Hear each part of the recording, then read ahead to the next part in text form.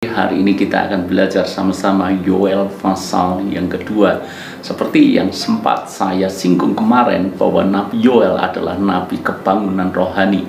Kenapa bisa disebut demikian? Karena pada waktu itu Israel jatuh di dalam dosa penyembahan berhala, berpaling dan meninggalkan Tuhan.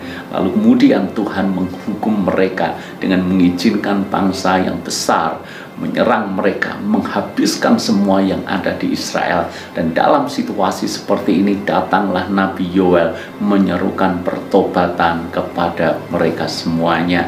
Dan sangat jelas di pasal yang kedua, di ayat yang ke-12, ini merupakan seruan pertobatan.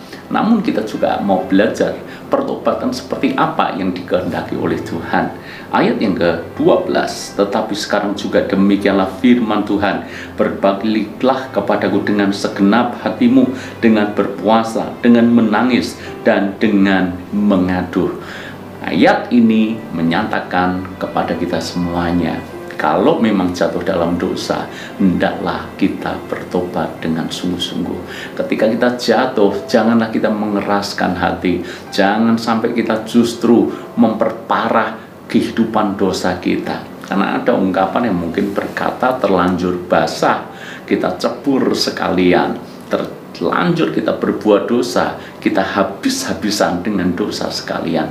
Tentu saja itu sebuah pandangan yang konyol, itu pandangan yang bodoh. Kalau tahu kita berbuat dosa, kita berbuat salah, hendaklah kita bertobat, bukan meneruskan langkah kita yang jahat. Misalnya ketika Anda sedang melakukan perjalanan dari satu kota sebut saja kota A ke kota B, harusnya arahnya ke timur, tetapi justru Anda sedang mengarah ke barat. Apa yang mesti Anda lakukan ketika di tengah jalan Anda tahu bahwa Anda salah jalan, bahwa Anda jauh menyimpang? Apakah Anda akan meneruskan perjalanan Anda dengan cara berpikir bahwa sudah terlanjur kita salah jalan, lebih baik kita tetap terus melanjutkan perjalanan yang salah ini? Tentu saja tidak demikian. Yang Anda lakukan pasti segera berhenti, memutar balik kendaraan Anda, dan menuju ke jalan yang benar. Demikian pula halnya dengan pertobatan. Ketika kita tahu bahwa kita jatuh dalam dosa, hendaklah kita menyesal dan kita bertobat. Pertanyaannya adalah, pertobatan seperti apa yang dikehendaki oleh Tuhan? Dan sungguh menarik, di dalam ayat yang ke-12 Tuhan berbicara keras kepada bangsa Israel tentang pertobatan yang sejati, pertobatan yang dikehendaki oleh Tuhan. Sebab di dalam ayat yang ke-13 dikatakan, koyakkanlah hatimu dan jangan pakaianmu. Berbalilah kepada Tuhan Allahmu, sebab Ia pengasih dan penyayang, panjang sabar dan berlimpah kasih setia, dan Ia menyesal karena hukumannya. Siapa tahu mungkin Ia mau berbalik dan menyesal dan ditinggalkannya berkat menjadi korban sajian dan korban curahan bagi Tuhan Allahmu. Saya mengajak Anda fokus di kalimat yang pertama di ayat 13 ini, koyakkanlah hatimu dan jangan pakaianmu. Kita mesti tahu bahwa mengoyakkan pakaian, mengoyakkan jubah, itu merupakan tanda kesedihan, tanda perkabungan. Banyak cerita di dalam Alkitab menunjukkan akan hal ini. Misalnya ketika Yakub mendengar kabar bahwa Yusuf telah mati dimakan binatang buas, maka Yakub langsung mengoyakkan pakaiannya.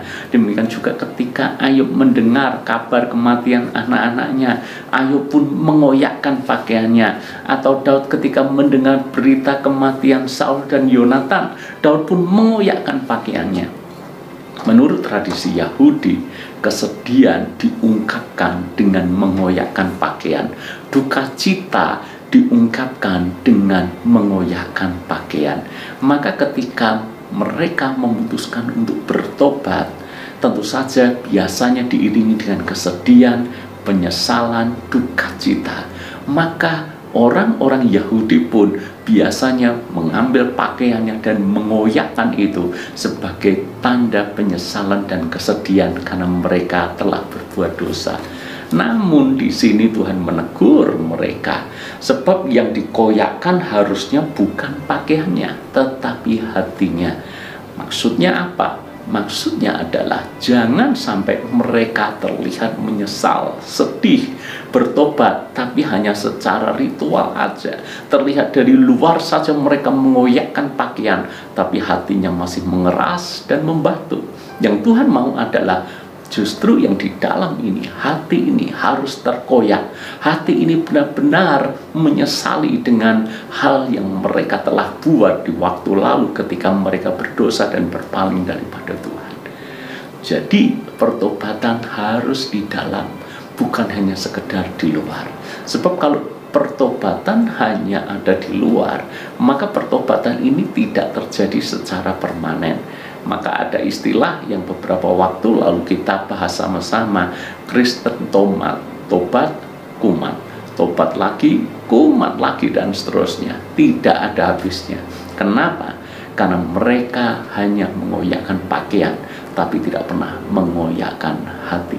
Hari ini kita belajar, kalau memang sudah jatuh, sudah salah, berbuat dosa, tidak ada pilihan lain kecuali kita kembali kepada Tuhan, berbalik pada jalan-jalan Tuhan, dan jangan hanya mengoyakkan pakaian kita, tapi koyakkan hati kita. Hati benar-benar hancur, hati benar-benar remuk.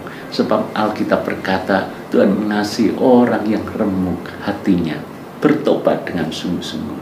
Tuhan memberkati.